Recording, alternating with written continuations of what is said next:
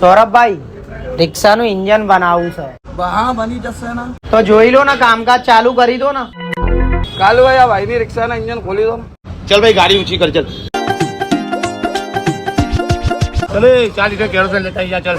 Kerosene શા માટે? ખાવાનું બનાવવાનું છે. ખાવાનું નહીં બનાવવાનું, રિક્ષા હળગાવવા માટે મંગાવું 4 લીટર કેરોસીન. બેન, તમને ખબર પડે તો તમે પહેલી વખતે આયા છો? આ કેરોસીન થી એના દાગીના બધા ધોવા પડે પેલા. તો કેરોસીન ના પૈસા તો આપો. તો તું આને ક્યાંથી પકડી લાવ્યો? આને ખબર પડે છે કેરોસીન ના પૈસા શું મારા આપવાના હોય? ચલો, આ બધું નવું લેતા ચાલ જા. ઓ ભાઈ, આ વસ્તુ રિપેર નહીં થાય યાર. ભાઈ, આ ના થાય, આનું પિક્ચર પતી ગયું, તું નવું લેતા જા ને યાર. આશરે કેટલા પૈસા ના આપશે? 6-7 હજારની આસપાસ આવી જશે. ઓ મારા ભાઈ, આટલું મોંઘું? ઓ મારી બેન, આ તમે સર્વિસ નહીં કર્યો તો એન્જિન બનાવો છો ગાડીનું.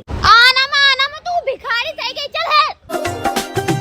તું ગાડી ઘરે લઈ જાય ને એટલે 24 કલાક એના રાઉસ થવા દેજે પેલા. અને બીજી વાત તું મારી સાંભળ, 2-4 પેસેન્જર થી વધારે બેહાડતો નહીં અંદર ગાડીમાં. સકલ થી તો તું મને હેન્ડલ્યો લાગે છે બરોબર, પણ આ 1 મહિનો ગાડીને રેસ આપીને ચલાવતો નહીં. અને છેલ્લી વાત તું મારી સાંભળી લે, 4-5 દિવસ થાય ને એટલે ગાડીનું ઓઇલ બદલવા આવજે બરોબર. અને આ મેડમ ને લઈને આવતો તું બરોબર.